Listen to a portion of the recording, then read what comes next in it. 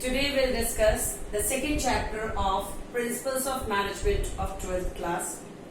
In this topic, we'll study what principles of management are all about, what are the characteristics or features of principles of management, what are the significance of principles of management, and Henry Fayol's principle and F.W. Taylor's principle. So in this chapter, we'll cover all those topics. So first of all, we are taking over here principles of management. So what is principles of management? What are the principles all about? Principles of management are the broad and general guideline for managerial decision making and behavior. That is, they guide the practice of management. It means principles of management क्या है? It is a broad and general guideline. This is not a specified rule that has to be applied in all the organization. But in the course of action, whenever you are, if you are knowing principles of management, then it will be convenient for your organization. Like if you face the similar kind of situation, then it is very easier for you to tackle that situation with the help of these principles of management. So principles of management क्या है? This is a broad general guideline. It is not for specific kind of business, but it is applied in all kind of businesses. Whether it is profit earning organization, non-profit organization, serving organization, sole proprietary or professional body or anything. Here it doesn't mean that principles of management applied only in the profit earning organization. No, it applies in all the organization where number of people are cooperating and coordinating and doing activity to achieve the goals of organization. So what management is? First of all, these principles of management are guidelines, broader and general guidelines for managerial decision making. Why we are calling it managerial decision making? Because these are the principles that are applying how to manage the people, how to manage the subordinates in your organization, how to plan, how to control, how to organize, how to coordinate. So all these practices are applying in, these guidelines are there in principles of management, and that is applicable for the managerial decision making, okay, and behavior. So how, what kind of ethical practices they have to follow to coordinate with the members. So that is not only decision helps in decision making, but also the behavior of manager, how they should behave in crucial situation. So this is a guide and practice of management. So this is overall a general guideline which is given for the managerial decision making and behavior. So that is called principles of management. So principles of management, in the previous chapter, what is management, that has already been explained. What are the features of management? Why this is situated? What are the characteristics of management? Why management is essential in these organizations? So that has already been explained. So in this chapter, we'll cover only the principles of management. So first of all, we'll discuss nature of principles of management. Nature over here is features or characteristics of principles of management. As the same topic is mentioned in the book itself, that's why I have taken over here nature of principles of management. Nature means features of principles of management. So first of all, in principles of management, first thing is universal applicability. As in the definition itself I have explained you, this is not a specific principle that applied in some kind of organization. It is when you want to do anything, you want to utilize your fuller utilization of your resources, fuller utilization of manpower, then definitely there is a need of principles of management. So universal applicability means it is applied in all the organization, whether it is small organization, big organization or medium organization or whatever it is, or whether it is government organization, semi-government or private unit, or whether it is profit earning social service, cooperative unit or anything, wherever number of peoples are engaged or where the motive is to earn profit or to give to fuller utilization of the resources, existing resources, there the principles of management can apply and can give good results. So that's why they are called universal applicability. It is not applied in India itself. We are not talking about India. We are talking about the whole world. Wherever, anywhere in the world, wherever anybody wants to utilize their resources in a best way, optimally, then there is a need of principles of management. That's why it is called universal applicability. Now, second is journal guideline. This is not like you have stuck to some crucial situation and the principles of management will give you the idea how to overcome that situation. This is not like that. But these are the general guidelines through which how you manage the organization, manage the subordinate, manage the decisions, and how you do the planning, and how do you divide the work in the organization, how do you satisfy your employees, or you influence other to do some creative ideas. So these are the general practices that applies everywhere in all organization. So this is not that specific. Every organization, as per the nature of that business, the guidelines can help in that. If you stuck to any situation, then you could find out these are the principles, and as per the nature of your organization, you should judge it out which principle will be applicable to your organization, and it is better for you. It will not be that you will get the result, but as per by applying those principles, you will be able to find out little bit of to overcome that situation and doing your own practice. Okay, so that's why it is, and every work is to be done by the manager itself of the organization.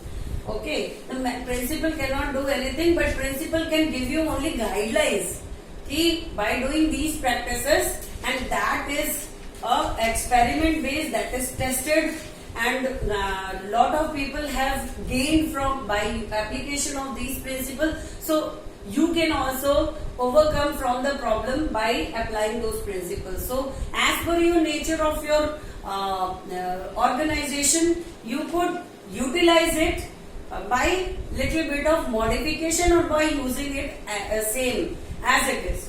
Okay, so these are only journal guidelines, not specific one.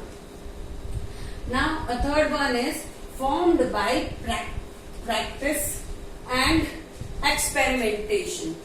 These are the principles that have been formed by Henry Fayol, F.W. Taylor. These are the principles that was not only done just a psychological key, like studying the behavior of a employee or the subordinate and just make it. So these principles have been tested by them. They have done lot of practices, have been applied ki when we'll do this, because human nature is unpredictable. How human behave, in some situation the behavior is little bit different, in some situation the behavior is different. So every human is different from each other. So in management we are applying the principles on human, not the other resources. So these are formed and practiced, and experimentation has been done by the experts. So therefore it gives you result, but definitely it does not give you the same result. It will helps you in your organization to manage the situation, but every situation have their own features, have their own relativity. So the effectivity somewhere, if you apply the principle, it will get very good result, nice result. But somewhere the situation is not very crucial, and when you apply the same principle over there, it will not get the same result as the other resource organization have already got. So that is the difference कि ये practice तो किए गए, experiment भी किए, पर same result नहीं देते हैं. हाँ, ये है कि ये जो प्रिंसिपल्स हैं, whenever you apply, because it is a behavioral aspect on the human, so that's why when you apply that in long term, definitely you will get or it will improvise the relationship of your organization, and definitely in long term you will get good result. Okay, then flexibility. Flexibility here means कि in one organization this is not a chemical reaction. अभी इससे पहले भी मैं यही बता रही थी कि this is not a formula or chemical reaction where you can put and you will get the similar result.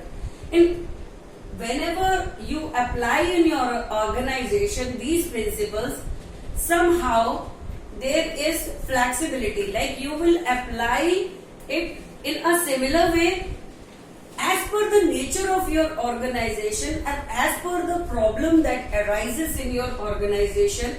You have to little bit modify it, or you have to adjust those principles accordingly, so there is not, you cannot apply it same, but you can apply it by using those principles little bit flexible principles, so that it will give you good results. Okay, next is mainly behavioral. So these are the principles that is on the basis of behavior of humans that are managing the different tasks in the organization. So these principles are not based on machinery or some planning, but these principles are based on the activity that is done by human.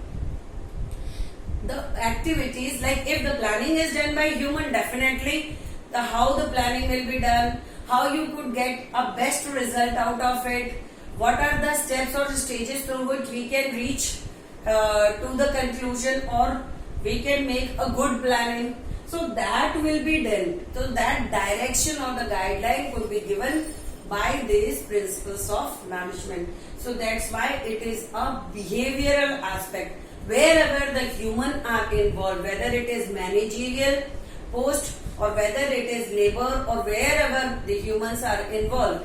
So everywhere the practices, the kind of work they are performing in the organization, what measures they could apply so that they'll get the fuller utilization of human resource.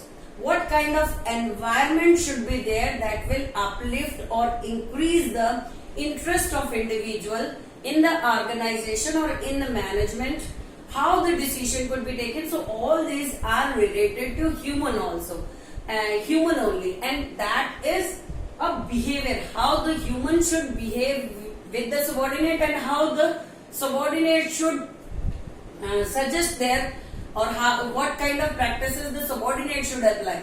So it will increase the environment, soothing environment in the organization, and definitely this will help in gaining more and more growth of organization, more and more profit in the organization. So that's why these principles are based mainly on behavior of humans. Next is cause and effect relationship. Cause and effect means if any kind of situation arises and what are the impact of it. यहाँ पे क्या होता है, human behaviour कैसा किसी situation में कैसा react करेगा, है ना, उस पे बेस्ड होता है. जो मैनेजमेंट प्रिंसिपल्स होते हैं वो स्ट्रेट अवे उस पे नहीं बेस्ड होते हैं कि हाँ भाई ये एनवायरमेंट ऐसा ऐसा चल रहा है तो इसको ऐसे ही ऐसे रहने दो या इसको और ज्यादा अपग्रेड कर सकते हैं, तो हम उसमें प्रिंसिपल्स को अप्लाई कर सकते हैं.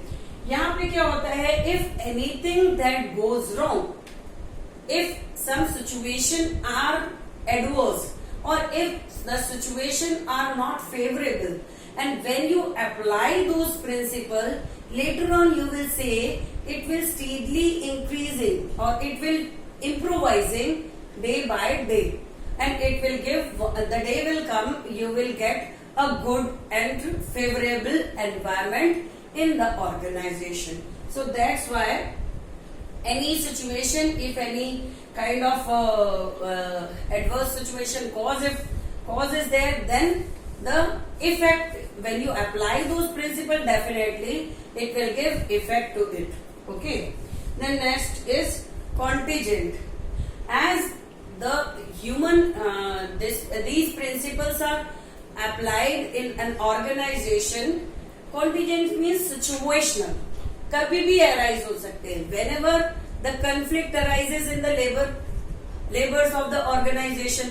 तो अब अगर लेबर्स में कंफ्लिक्ट्स होते हैं तो व्हाट हैपेंड देन, कि व्हाट वी आर डूइंग, तो we could apply those principles so that we could little bit those manager, जो भी मैनेजर है वो अगर वो प्रिंसिपल्स को, उसने मैनेजमेंट को अच्छे से पढ़ा हुआ है तो उसको पता होता है कि उस सिचुएशन को वो कैसे ओवरकम कर सकता है. सो मैनेजमेंट प्रिंसिपल्स ऐसा नहीं है कि रूटीन में आप अप्लाई करेंगे तो भी हो सकता है, but sometime in adverse conditions also it will be helpful for you to overcome that situation. Okay, so these are the features of principles of management. I think that you would be able to understood the topic. Next topic is significance of principles of management. We'll discuss in next video. Thank you.